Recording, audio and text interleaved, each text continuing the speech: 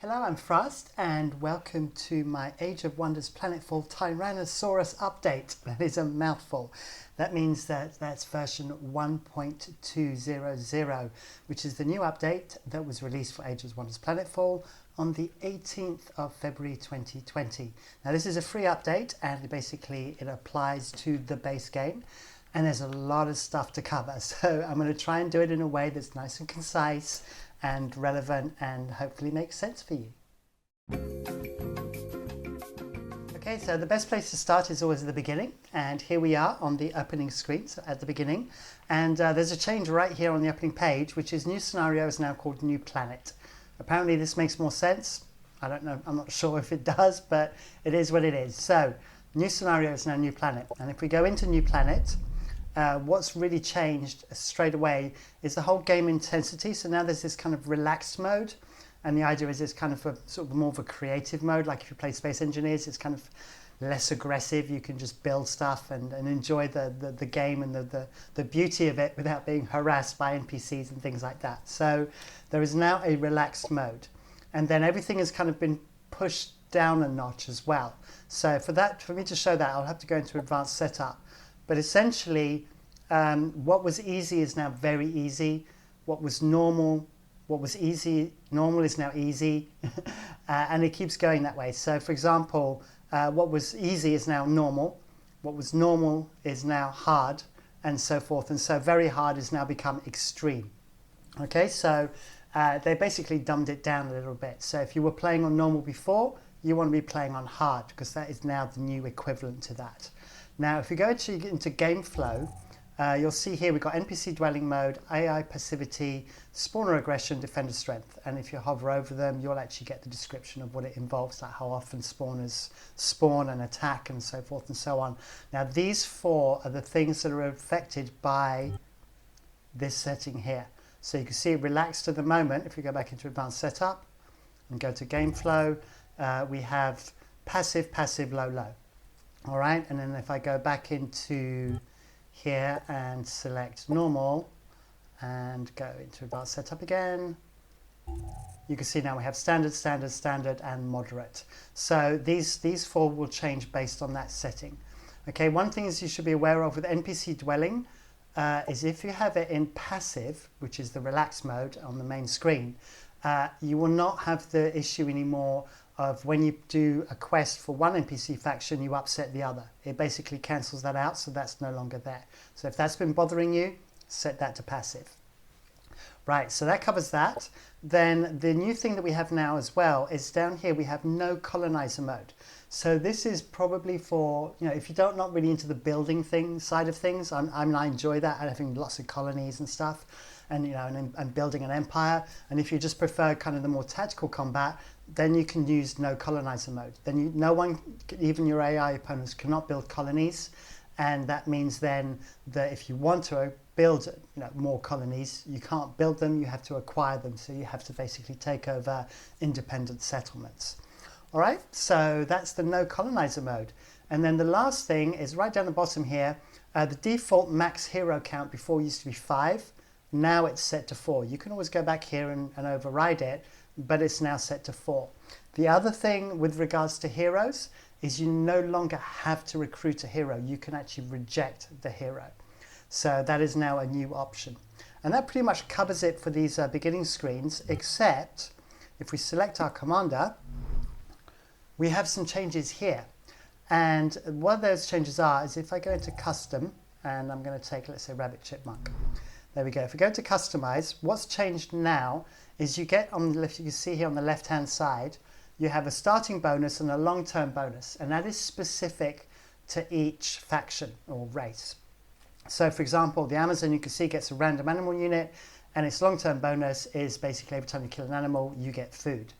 While with the Dvar, you start with more energy and your hurry production is cheaper, and so forth and so on. So each one starts with its own short-term and long-term bonus, and this helps differentiate the factions right from the very beginning.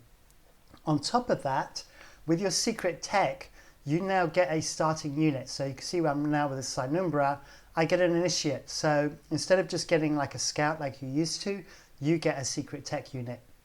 And depending on the secret tech, you obviously get the appropriate starting unit. So for the Promethean, for example, it'll be the Purifier. This means you get to use secret tech stuff right from the very beginning. You don't have to get like 10 turns in before you can actually get to the research level that will allow you to acquire a secret tech unit. So what it means is that you basically start now the game in a much more singular way than it used to be. So, before it was pretty much the same for every faction. Now there's like a little bit of difference in the first 10 to 15 turns, which you didn't have before. And now that covers all of the starting stuff, and we can get into the game proper. Okay, so we're now in the main game, and the first thing you're going to spot is straight away, there's now no longer borders on the sectors. So as you can see, I've got my colony here called Guffindel. And you can see that the sectors would normally have a little line across them, and it's no longer there. So just visually, it's much nicer to look at. If you zoom out into your kind of orbital map, then you can then see the sector borders. Now, as we've zoomed out, this is a good time to show you as well that these maps have been simplified a great deal.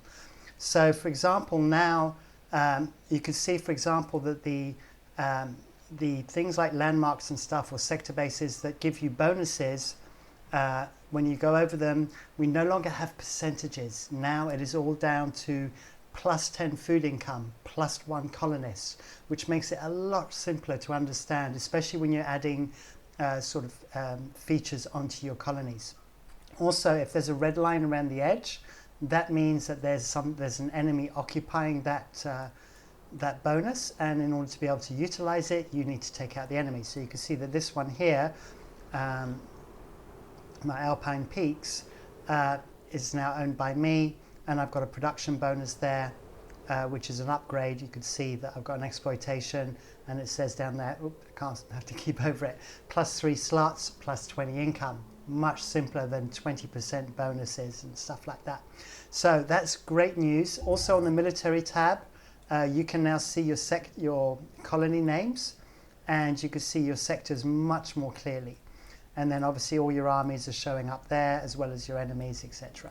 So this map is now much simpler to read. The icons are also much bigger, which makes it easier. And you can just hover over and see kind of exactly where you may want to go, what kind of resources are really going to be useful for you. And then with the economy, same thing, bigger icons, little red borders around stuff that's occupied, and you can just hover over and get really straightforward explanations of what bonuses you're going to get. Now, if we actually go into the colonies themselves, a couple of things. The first thing is, as we're on this page, is the tier 1, tier 2, tier 3, tier 4 units are now all cheaper to build. So, for example, the Huntress used to be 40, it's now 35. Your tier 2s used to be 80, they're now 70. Your tier 3s will be 15 cheaper, and your tier 4s, I think, are 30 cheaper. So everything is cheaper there, and also with your tier 4 units, the upkeep has also gone down as well. It used to be 24 energy, it's now gone down to 18 energy.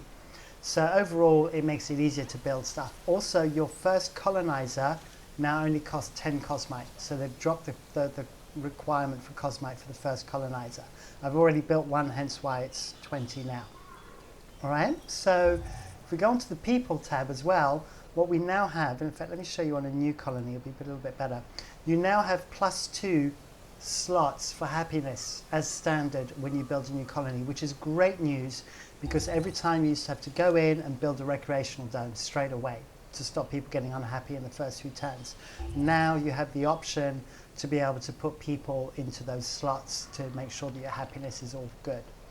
So there you go. So that kind of covers the biggest changes to the colonies. If we go into exploitation, let me go into one that's maybe needs another sector. Let me see if I've got one here. Here we go. So the benefits that you have now is when you're adding something, so you're adding something to a sector, you can see whether it's a level 1, a level 2, or level 3. So when you're choosing what to upgrade on a sector, rather than having to go into your overview map and go to the economy tab and see, is it mountain, is it Arctic, what bonuses do I get? Now you can just literally just go in here and you go to exploitation, and when you get a choice, you could see that food will be level 3, energy will be level 2, and you can then select which one is most suited to your needs, whether you need more bonuses or whether you just need more food, period. So that gives you a much clearer understanding now of what to build in your colonies. So that kind of pretty much covers the colonies themselves, and I've covered the maps. Now, what else is there? Oh yes, the other thing is you used to get these things called happiness events. Now there isn't one that's popped up now, but it would pop up every now and again. And with the happiness events, what would it mean? It was you'd have to, like say you got a food happiness, you'd have to go into that colony and for one turn, put all your little people, you know, fill all your slots here with food, with people. And then you'd have to remember to change it back afterwards. Now you don't have that anymore. Now it just gives you a bonus. So you don't have to worry about it because that used to create a lot of confusion for everybody.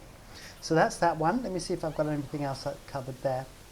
Oh yeah, and the other thing as well is when you have in your diplomacy tab, when you meet new characters, there is a good chance now that you'll actually meet some of the characters that you created. So if you've got custom commanders, they will show up there. All right, so that pretty much covers that element, and then we can now move forward on to something else.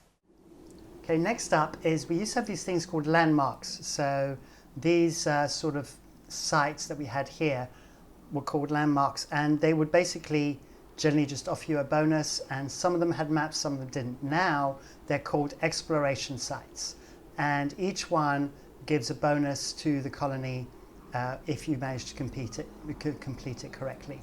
Now the thing with exploration sites is that they also have their own maps. So if I was going to this one, for example, you could see that if I win this and I win the combat here, I would gain plus 20 production for the colony, and heavy units would get a plus 1 armor as well.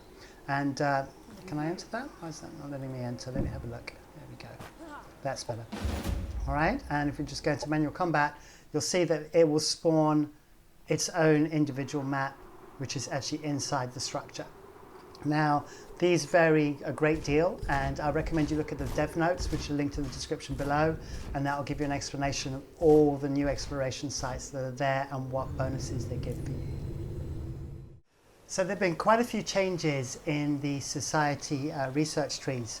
Now, where we're going to start is, first of all, is if we go all the way down here, we used to have things like sort of second level bonuses for terrain types. So you'd have ruins, Arcadian, etc., etc. Now that's all gone. They've got rid of that column completely, and as a consequence of that, you used to get bonuses for going through types of sectors. So you get a bonus to go through ruins, or to go through what else did we have?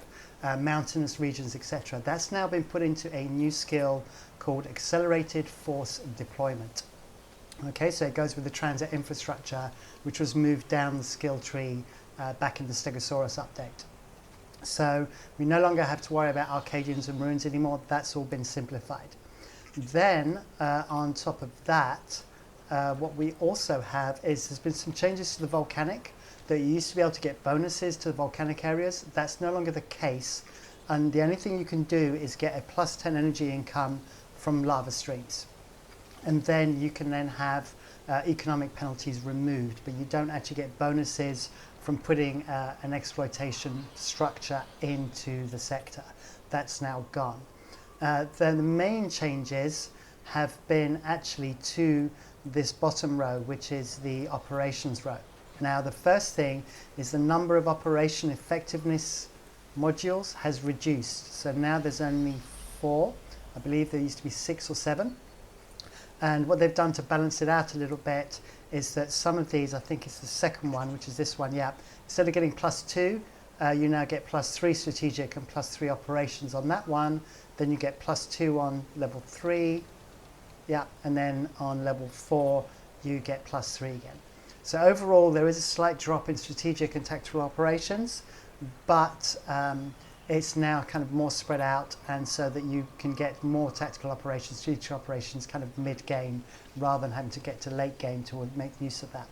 Where there's been the biggest changes is actually in the whole covert ops. So with covert ops, overall everything has become cheaper to do. It takes a lot less energy, a lot less influence points to use covert ops now, which makes the Syndicate much easier to use. Also, I think it's steel maps. Steel maps used to be really high up the skill tree, it's now been moved all the way down to a tier 2 alongside, where was it? Where was the other one I was looking for?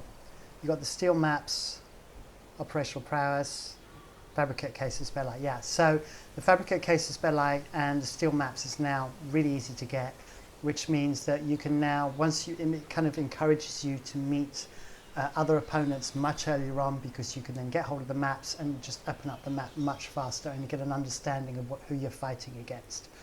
Then what's happened is the energy siphon, that's it, the energy siphon used to be right down the beginning, and the energy siphon has now moved up to tier 5, and research taps has come down from tier 6, but either way the research taps and the siphon are now together. So obviously the siphon grabs energy from your opponents, the research tap grabs research, and so the siphon has been moved further up, because that was kind of a real OP thing with the Syndicate. And if you watch my Syndicate episodes, you'll see that I used that really early game, got loads of energy from my opponents, which allowed me to build up armies very quickly. So they've kind of nerfed that a little bit, but giving you sort of a bonus with the research taps. Then also what they've added is there's a new skill, let me see if I can find it, sensor jammers, trigger war with faction has now become easier to get. That used to be much higher up the skill tree. And they got rid of sabotage relations with locals. That's now gone. And then right at the top here, we now have Cosmite translocators, and that's a new thing. So just like we have the energy siphon and the research taps, we now have Cosmite translocators, which at endgame means you can steal Cosmite, which is really, really important endgame in order to build those like tier 4, tier 5 units. So overall, big changes in the operations. The economy has been made simpler, and also doctrines now cost less to actually implement. So if we actually go into the strategic and doctrines side, you'll see that now there's no tab for doctrines. It's now lumped under here with the strategic. So they're under the same tab, and everything generally is reduced in cost.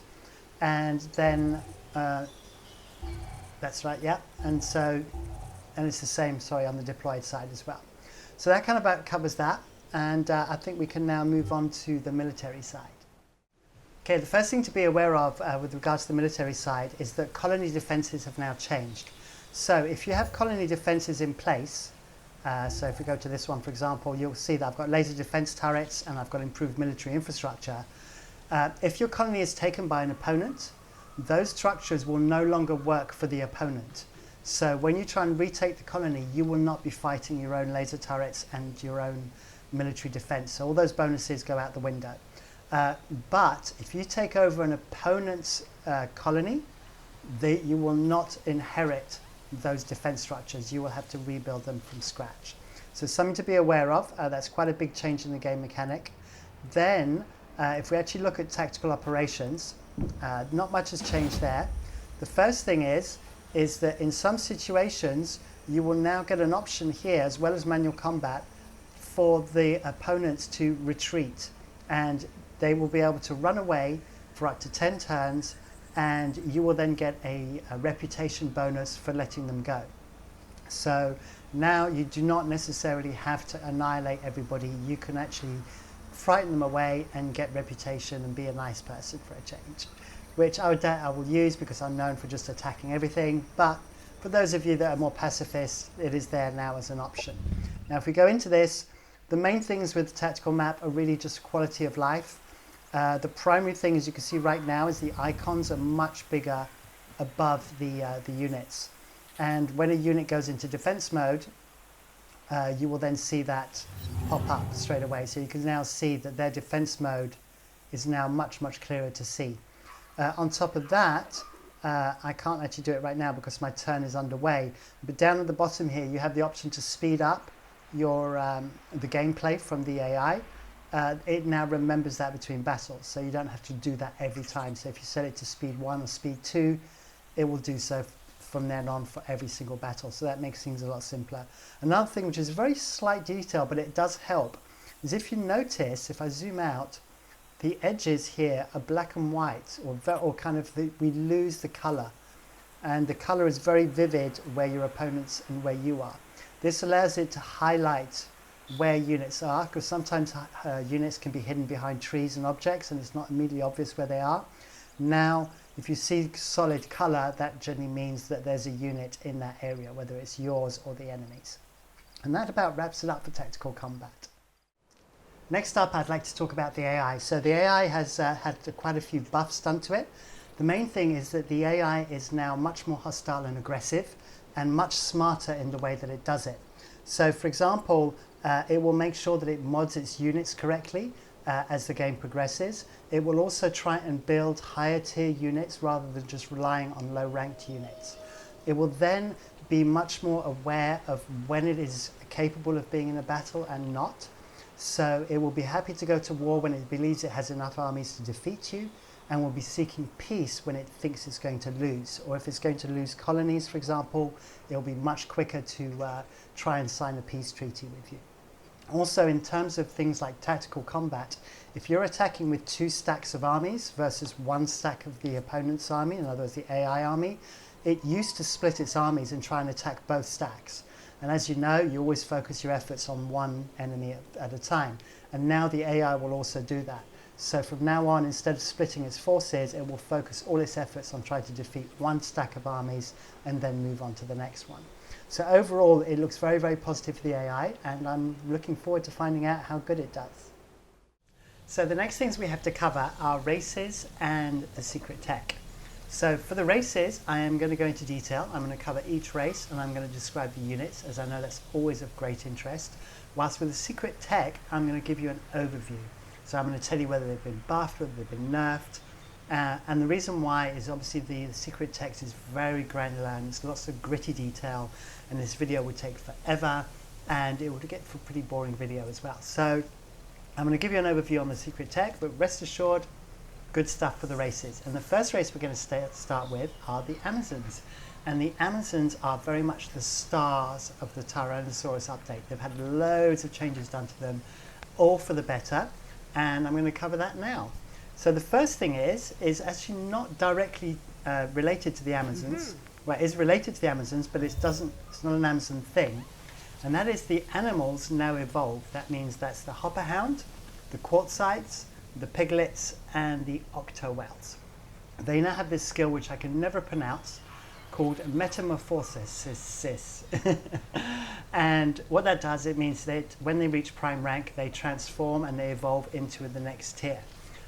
Which is great news, because that means the animals are now not only no longer disposable, but under the Amazon control, they have primal controller.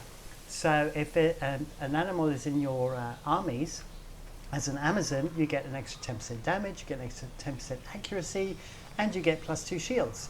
So these units are no longer disposable, and they form a big part of the Amazon gameplay now, especially as they have a number of mods as well that can be used to enhance those abilities even further.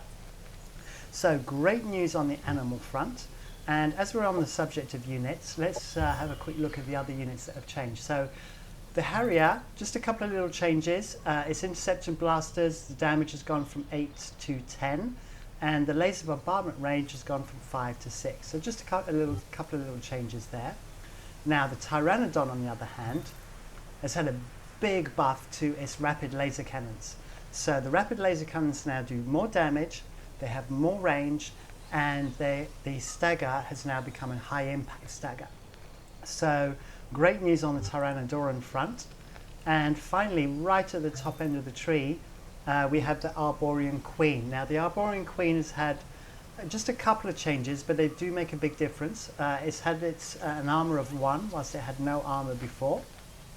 But the main thing is the hyperpollination. So the hyperpollination only used to give 20 vitality. It now does 35. But more importantly, it used to be a once per battle thing. Now it's on a cooldown of 4. And as the Arborean Queen is always used in endgame battles, which last way longer than 4 turns, this means that the unit is much more relevant now. So that's great news for the Arborean Queen. Now if we go back down the tree, there's something I want to point out as well, is the skill that is Rapid Reforestation. This used to be a tier 4 or 5 skill.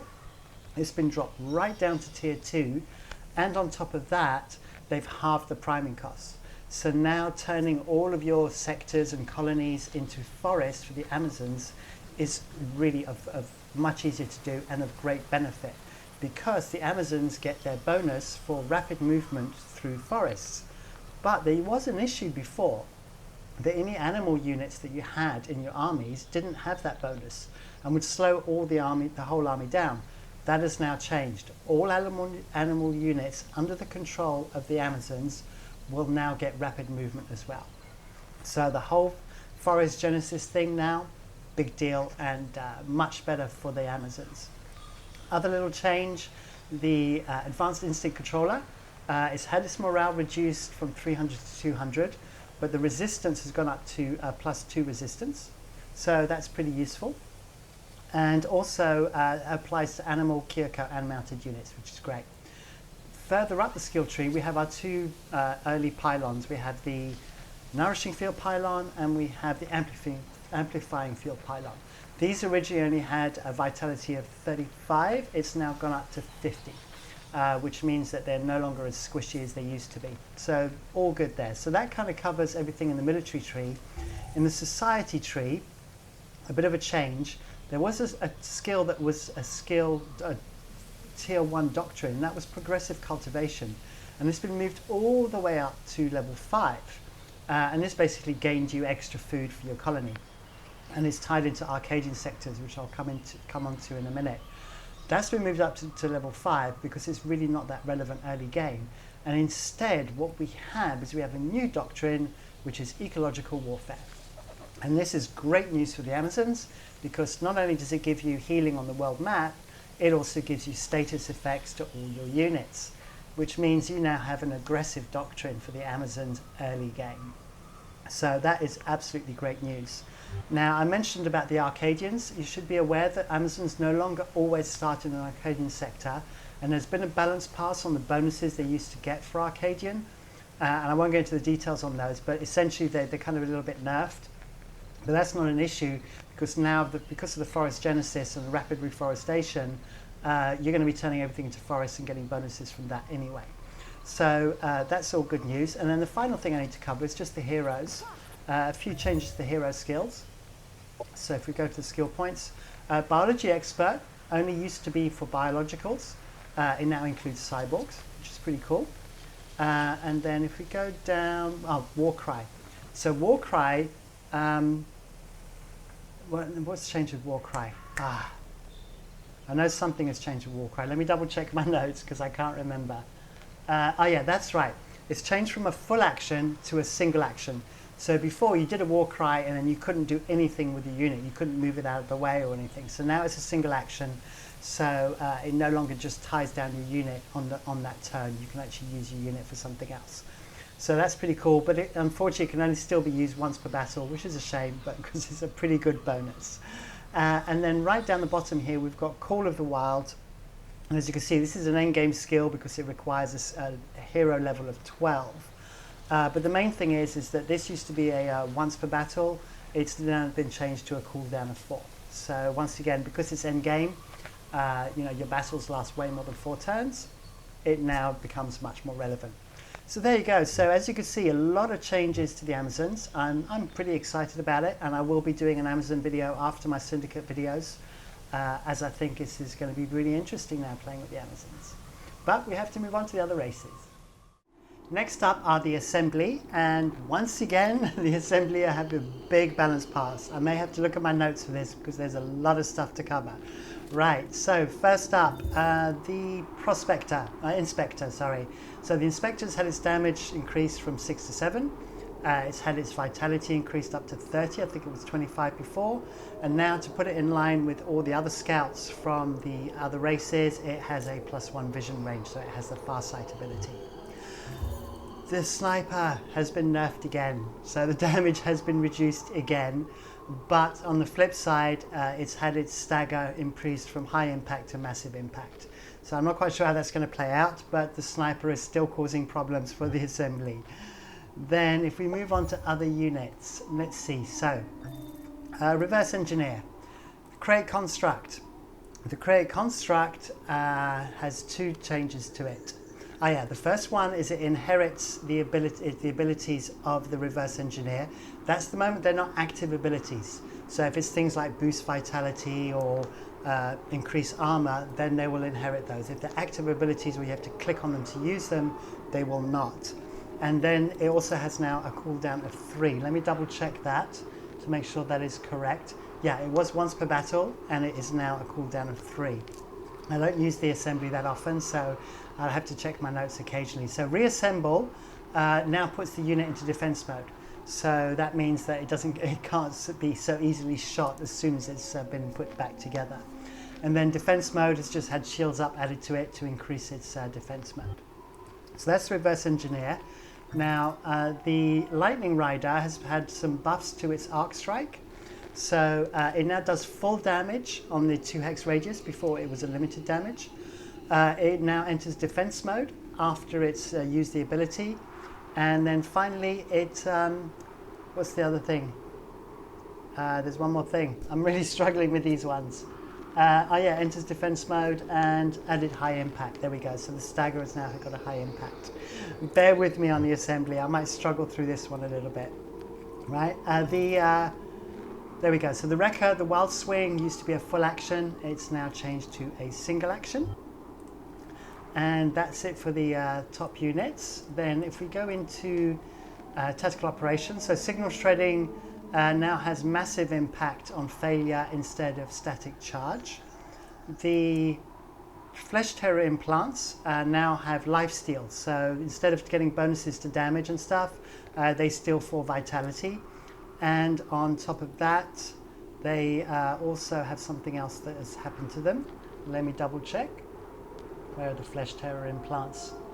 No, that's it. I thought there was something else. Right, and the cloaking implants, that's been nerfed quite a lot. They used to do make it 40% harder to hit. They're now 15% harder to hit. But on the flip side, the armor has gone up from +1 to +2. And then I think we're okay on that one and that one. Yep. So slight change on the neurotoxins. It used to do debilitating poison, I think it was, but it now does neurotoxin. So that's just a small change there. And the adhesive artillery, now the hex radius has been reduced from 3 to 2. And the slow has gone from 3 turns down to 2. So everything has basically been nerfed on the artillery. I think that's correct. Let me double check. So yeah, so AoE range has gone from 3 to 2, and it's slow from 3 to 2. I just wanted to confirm that. So there you go. So that's pretty much all the changes for the assembly. I struggled through that one. Like I said, I don't play the assembly that often, but we can now move on to the next one. Moving on to the Dvar. So with the Dvar, we're going to start with the Prospector. So the Prospector has had its vitality reduced from 40 to 35. The toss bomb range has been reduced, and also the accuracy has gone from 100% down to 90%. The Eat Dust now does not allow you to do any abilities after that except defense mode.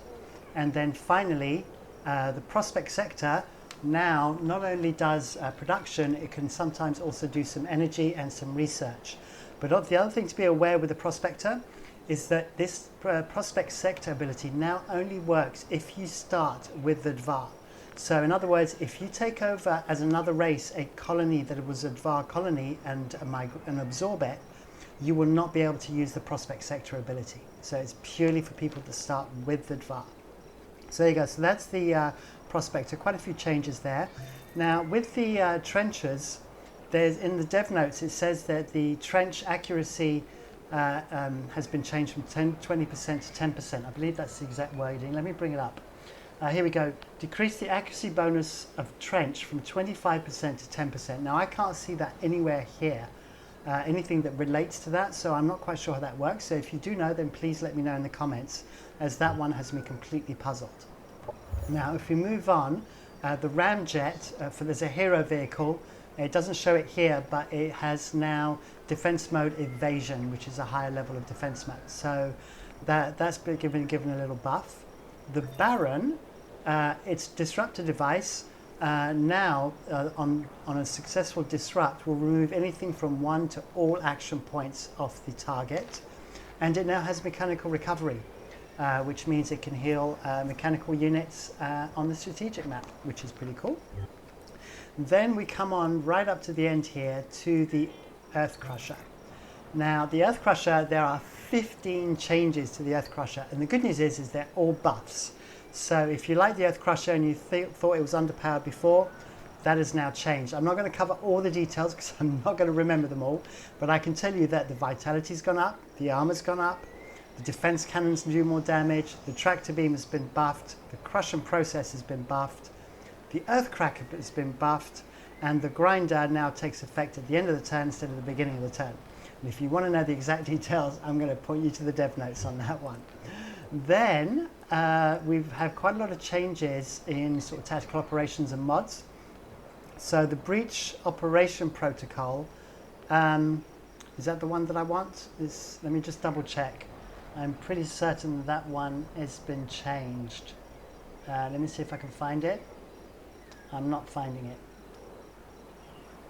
No, it's general alert, I think, that's been changed. Yeah, so there we go. So my bad. So the general alert, that used to be map wide. It's now been nerfed and it's now a 2 hex radius. So that's quite a big change because that's fairly low as well in the tiers. It's only like a tier 3. So that would have been used a lot. Then further up, the Sapper, its assault tunnel is now considered a melee engagement. So you need to be aware of that. And then that's everything for there. Then further up, the illuminated target system now deals 20% damage, whilst before I think it did 30%, so that's been nerfed. The localized earthquake generator has been buffed. That originally did like 15 or 20 damage. That's been taken all the way up to 50 damage. And I believe as well the priming cost on that has been reduced. Then right here, the connected battery now ignores line of sight penalties, and the stagger has been increased to massive impact. And finally, the captain's regalia gave too much morale, and they've changed the morale from 400 down to 300. And that pretty much covers the VAR. But quite a few changes there, but mostly to the tactical operations, and as you saw, a big buff to the Earth Crusher. Next up are the kir'ko. So with the kir'ko, first up, the hidden. The Psi rifle shot used to have a stagger effect, which was a high impact stagger like the Psi rifle. That has now been removed from the Psi rifle snapshot. I'm really having problems putting my words together today. But the biggest change is the Transcendent. Oh, the Transcendent. It was so OP. It's no longer so OP. If you've watched my videos, then you'll know that the Transcendent was a very powerful unit, especially to do with the absorb pain, and that has been nerfed. So now absorb pain no longer lasts continuously, it only lasts for 3 turns. On top of that, if you manage to stagger the Transcendent, it will lose its absorb pain link. Then on top of that, we have a little bit of a kickback, which is that it used to be a once per battle, it now has a cooldown of 2. Now I don't know whether that cooldown happens after the stagger or from the moment you initiate it. I'm going to have to try that to see. But that is a big change for the kir'ko, so unfortunately that is a nerf for the Transcendent. Moving on to other units, the Engulfer, just a little change.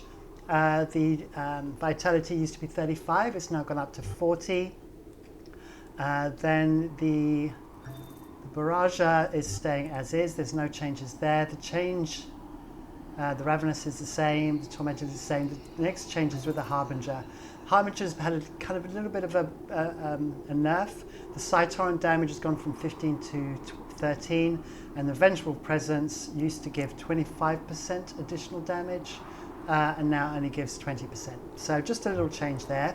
But there's been a bit of a swap around here on the with regards to the mods and the operations. So let's start with this. The Spawn Emergent now costs 7 operation points instead of 5, and then the Regeneration group has moved up from a tier 2 up to a tier 3. And then Infection and Resilience have been swapped round. So Infection used to be 5, Resilience used to be 4, and they've switched them round. Then this one here is now called regenerative carapace. It used to be called accelerated healing, and you could use that with the other carapaces, like for example the adaptive carapace. Now they've made that into regenerative carapace so that it can only be used with one carapace at a time. So before you used to be able to use the accelerated healing with a carapace, now you can no longer do that. So that's a nerf, because now you have to choose which carapace you want. Then on the healing surge has been buffed.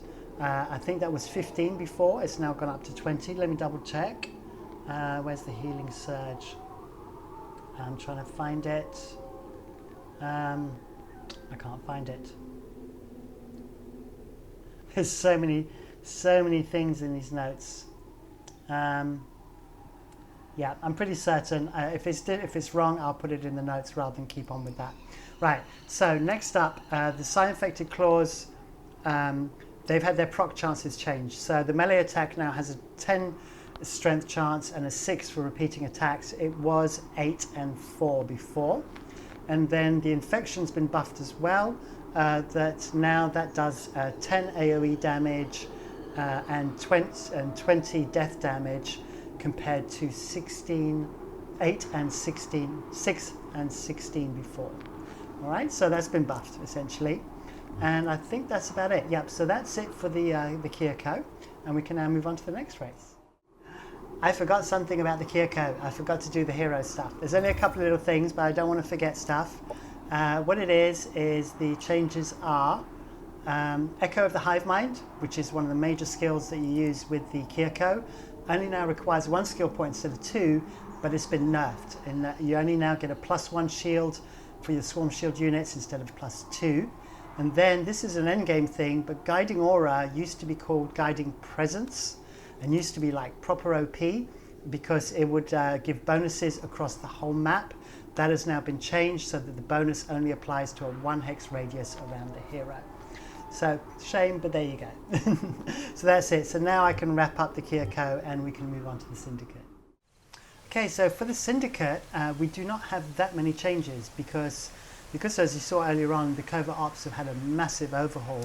That's going to affect the Syndicate a great deal. So the actual unit changes have been very small, but we can cover those anyway. The Overseer now has biological recovery, so it can basically heal stacks, heal your armies on the strategic map. And I'll do the hero while I'm here as well. The only hero skill that's changed is Keen Sight. So Keen Sight used to require 6 skill points and has now changed to 3. And it used to have Agile Overwatch and it's been improved to Superior Overwatch. And that's it for the hero changes. Then if we go into the units and mods, the only unit to be changed is the one right at the end here, which is the Zenith. Zenith has had a buff.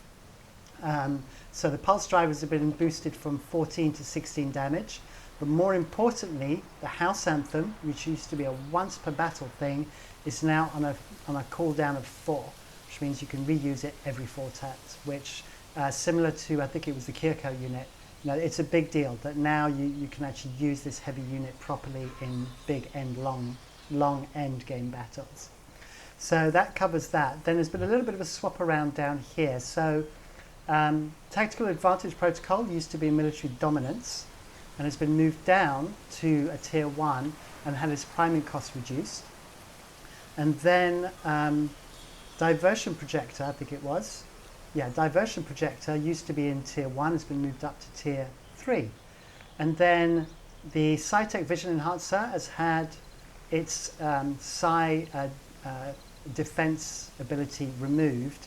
But in return it's got a 10% accuracy, and then I believe that is it in terms of what's been changed on here. And this the Sci-Tech Cerebral Execution now affects biological and cyborg units the moment they're not commanders. And that wraps it up for the Syndicate. Pretty straightforward. And finally we have the Vanguard. And with the Vanguard, we've got quite a few changes. Let me go into my military tree. Right, so first up with the Engineer, a couple of little changes here. So targeting calibration, the range is increased from 2 to 3, but more importantly, it now heals not just mechanical units, but Vanguard units. So it's friendly mechanicals or Vanguard units. So that's a good little change. That makes them much more useful. Moving up to the gunship, just a quick little change there. The aircraft gun has gone from 8 damage to 9 damage. But the laser cannon on the laser tank, or should I say the overcharged laser cannon, has been nerfed. So the laser cannon has gone from 14 to 13 damage, but the overcharged laser cannon has gone from 30 damage down to 24. It's gone from 9 range down to 7. Its armor penetration was originally OP at like bypassing 5. That's now been changed to 2. And it's now affected by line of sight rules. So big changes there. The only thing in its favor was that before that was a full action, now it's changed to a single action. So now you can move and shoot. But definitely a big nerf for the laser tank there with the overcharged laser cannon.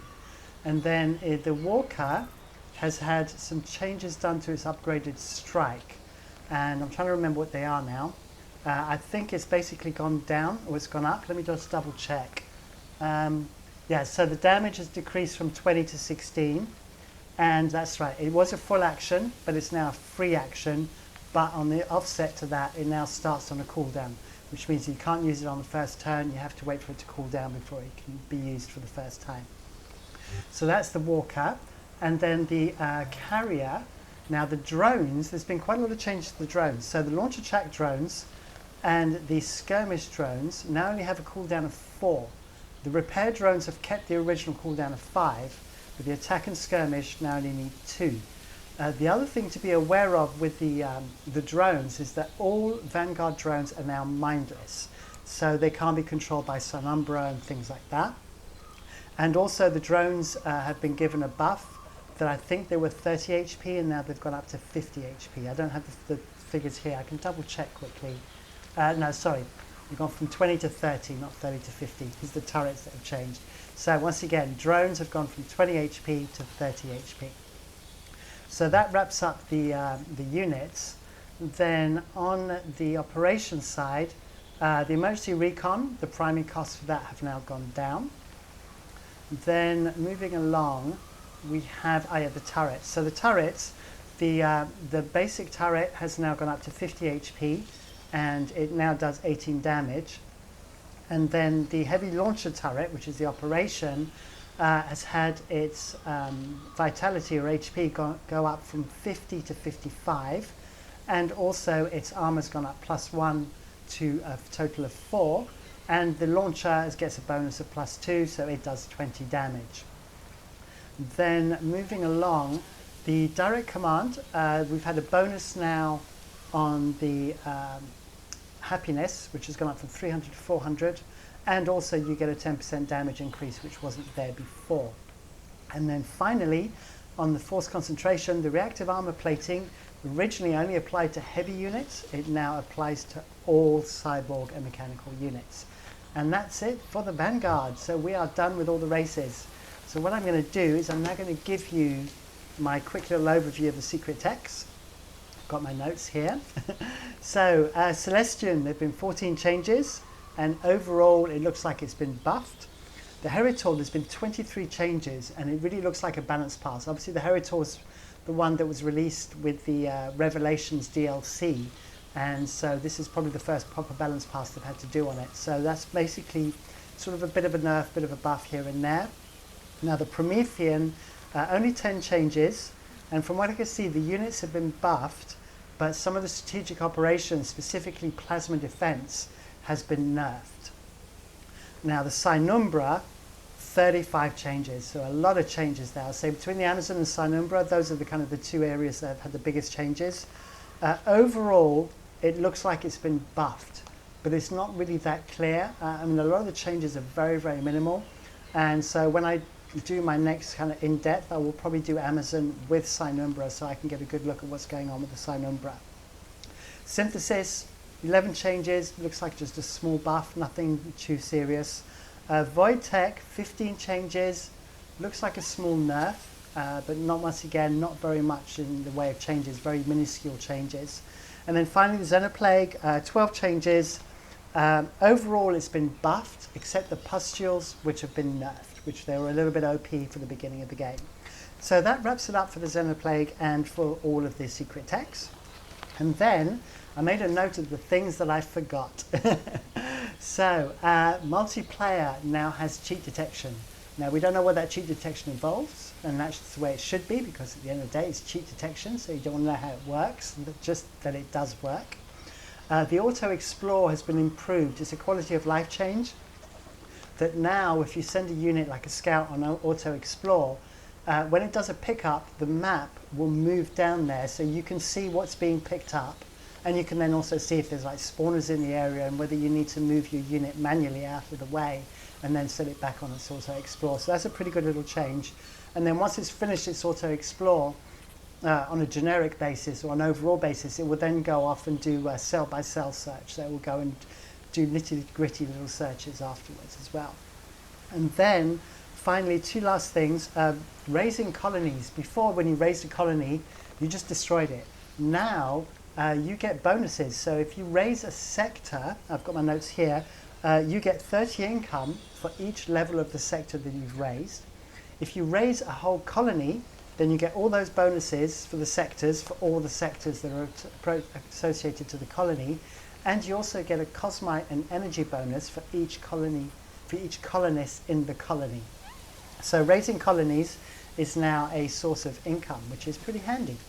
And then finally, the water sectors look to have been buffed. There's been a few balance parts changes on the water sectors, and overall it just looks like the water sectors are going to be more attractive to use than they were before. So rather than just being a kind of a defense in that you made your colonies safer from attack, it now looks like the water sectors can actually be much more fruitful than they were before. And that wraps up this overview, or this look at the the Tyrannosaurus update. It was pretty lengthy, but then you saw there were a lot of things to cover.